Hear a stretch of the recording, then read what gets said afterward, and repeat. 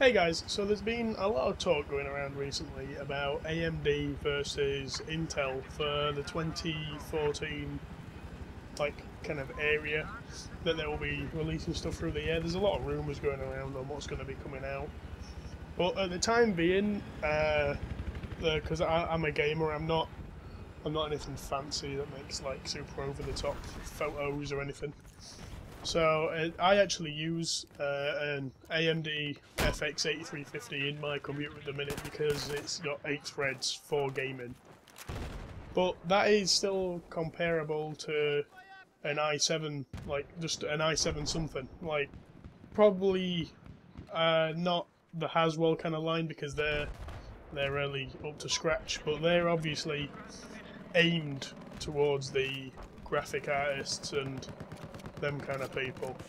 Where you really want to be looking is the Ivy Bridge line, because that is where it actually is comparable between AMD and Intel as it goes towards it.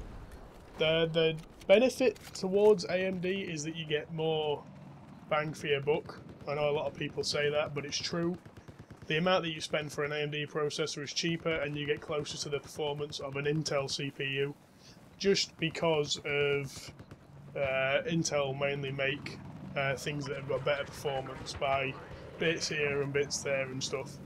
It obviously shows in benchmarks, but they're not real world scenarios, so I tend to just discount them because they don't apply to actual gaming and multitasking and stuff like that.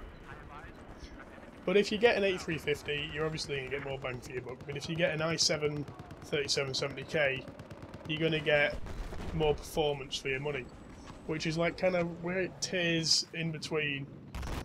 But there is an issue with the amount of performance that you actually see during your time gaming, because you can only see beyond 60 frames. You can't see any stutter or anything anyway. Most monitors tend to run out 60 megahertz, so you definitely can't see any stutter after 60 frames, so it doesn't really matter until you get down into the nitty gritty kind of well, the benchmark said that no, that didn't count. Until you start having first-hand experience, video rendering, graphic artist, like photo editor, stuff like this, using high usage tasks like Photoshop, Vegas, Adobe Premiere, stuff like that, then that's just where it all changes, because it's if you already had an AMD and you switch to an Intel CPU because of the performance differences, it'd be more of a waste of money, mainly because you could just upgrade. Say if you've already got a motherboard that has the AM3 Plus socket, you could just get a 9590, which is the absolute cream of the crop for AMD at the moment. But also, if you've already got Intel, you can save yourself the money of having to buy a new motherboard and a new processor, and just go for a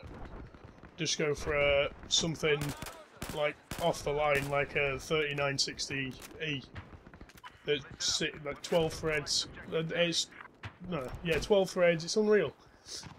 So it's negligible to the human eye on what you can actually see. But there's no reason to overlook him. Say if you're building a system, there's no reason to overlook AMD. But I'm not saying that there's anything wrong with Intel, but AMD are a real contender at the minute. So it's in the real world performance, say running Battlefield 4, like what you'll be seeing now. It might be laggy from what you're seeing because it was a laggy server, but there's no performance difference. Like I have family members who have got an i7 4770K, and they're running their system next to my system. There is no comparable difference on what you're actually seeing with everything ran maxed out, because your eyes don't even notice that. But where it changes is when you get to like if you let the price to performance, if you're going to buy an X79 board with a 6-core CPU in it, that's going to cost you double the price of what you're going to actually pay for with an AMD machine. So this is really high-end stuff for people who need the extra raw power going into programs. But if you're considering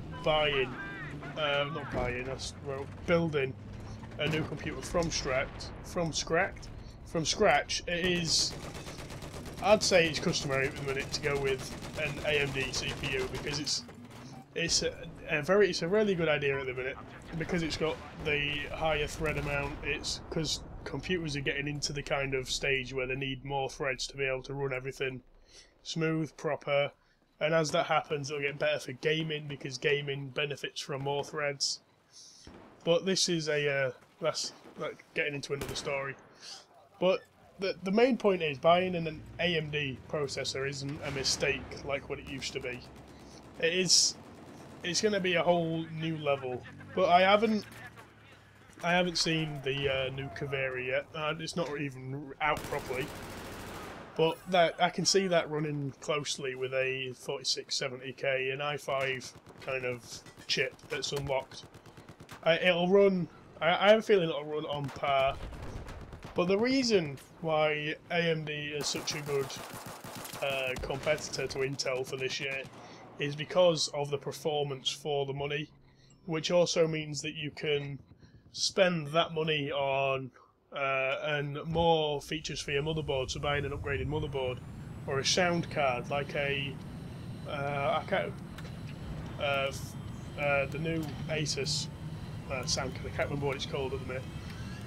But you can put it towards a higher CPU cooler to make sure that your AMD chip runs as cool as Intel chips, or you can just put it straight towards a graphics card to make it so that you can run them higher settings so that it matches everyone else's. But if you've got no first-hand experience with building computers, building this, building that, having multiple setups, having different motherboards lying around and different processors for here and there, then go with an AMD system. They're more friendly towards what you need, and they give a lot of performance for what they're worth. I think you can buy an 8350 now for $140 in the US. I think they're about £105 in the United Kingdom where I live. But at the minute there's a lot of sites that you can go on and custom build stuff, which kind of tears people away from the building it yourself aspect of everything, which isn't really what it is, because they'll tell you what they're putting in and you won't really get a choice. So it seems to me that AMD have pulled the finger out this year since Haswell's come out. They've thought, oh, we need something, and they brought the the 9590 out, which is it's an Unreal chip. It's on a new level, and then Kaveri will be coming out, and that'll take everything to a whole new level as well. So I have a feeling that AMD they're gonna stay very close contenders for the next like 6 to 8 months with Intel until they pull something out that is on an entirely new level with everything. But if you're a mobile gamer, if you use laptops, then the only way to go is with an Intel. They run cooler. It's just if you're a mobile gamer, there's no more discussion other than Intel. If you don't buy Intel and you run laptops, then you should question whether you should even be allowed to buy yourself a laptop, or what they call it, netbooks now. I don't know. This is all my opinion, by the way. You don't have to follow what I say. There's a lot of other people that have different opinions, and they're all Intel fanboy. But neither. I don't want to play either of them against each other because they've both got benefits. But if I was going to go with one, it would be an AMD. But Intel is still a really good choice too. So if you've got the money, go Intel. If you're a first timer, go AMD. That's just the way that it works at the minute. But that has been how I see it. So cheers for tuning in, and I'd like to see you guys at the next video.